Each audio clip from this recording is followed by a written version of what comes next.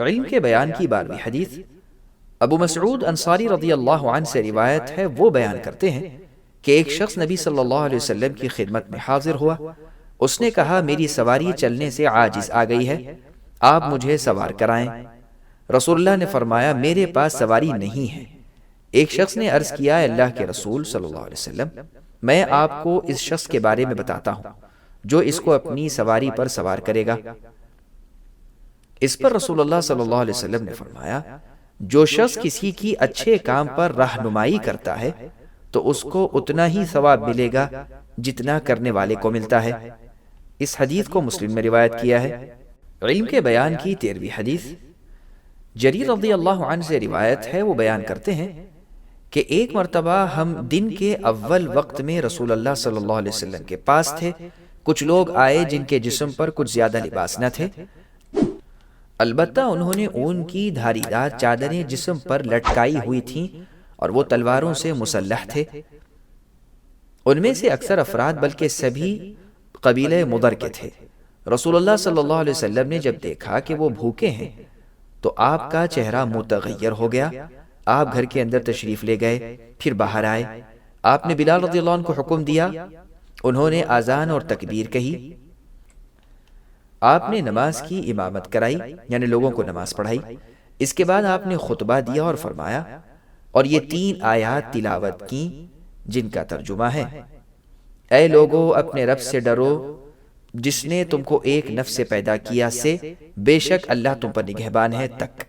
اور پھر آپ نے سورہ حشر کی آیت تلاوت کی جس کا ترجمہ ہے، تم اللہ سے ڈرو اور ہر نفس کو غور کرنا چاہیے کہ اس نے آخرت کے لیے کیا آگے بھیجا ہے۔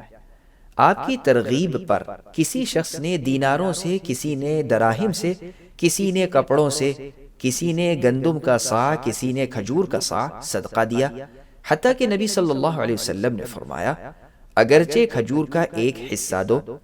راوی نے بیان کیا، چنانچہ ایک انصاری دراہم کی تھیلی اٹھا لائے، قریب تھا کہ ان کی تھیلی ان کے اٹھانے سے عاجز آ جاتی، بلکہ عاجز آ ہی گئی۔ بعد از لوگ لاتے ہی گئے، یہاں تک کہ میں نے غلے اور کپڑے کے 2 ڈھیر دیکھے، اور میں نے دیکھا کہ رسول اللہ صلی اللہ علیہ وسلم کا رخ انور یعنی آپ کا چہرہ مبارک خوشی سے تمتما رہا ہے، گویا کہ سونے کی مانند دمک رہا ہے۔ اور آپ نے فرمایا، جس شخص نے اسلام میں اچھا طریقہ جاری کیا اس کو اس کا ثواب اور ان لوگوں کا ثواب ملتا رہے گا جنہوں نے اس پر اس کے بعد عمل کیا، ان کے نامہ ثواب سے کچھ کمی نہ ہوگی۔ اور جس شخص نے اسلام میں برا طریقہ جاری کیا تو اس پر اس کا گناہ اور ان لوگوں کا گناہ ہوگا جنہوں نے اس کے بعد اس پر عمل کیا، ان کے گناہوں سے کچھ کمی نہ ہوگی۔ اس حدیث کو مسلم میں روایت کیا ہے۔ علم کے بیان کی 14ویں حدیث عبداللہ ابن مسعود رضی اللہ عنہ سے روایت ہے، وہ بیان کرتے ہیں، رسول اللہ صلی اللہ علیہ وسلم نے فرمایا، کسی جان کو جب اس پر ظلم کرتے ہوئے قتل کیا جاتا ہے تو آدم علیہ السلام کے پہلے بیٹے پر بھی اس کے خون کا حصہ ہوتا ہے، اس لیے کہ وہ پہلا شخص ہے جس نے قتل کی رسم کا آغاز کیا۔ اس حدیث کو بخاری اور مسلم میں روایت کیا ہے۔ اور ان قریب ہم معاویہ رضی اللہ عنہ کی حدیث جس کے الفاظ ہیں لا یزال من امتی کو باب ثواب هذه الامہ میں ذکر کریں گے انشاءاللہ تعالی۔ سبسکرائب کیجئے ہمارے چینل اور دبائیے بیل کا آئیکن تاکہ آپ کو ریگولر نوٹیفیکیشن اپڈیٹس مل سکے۔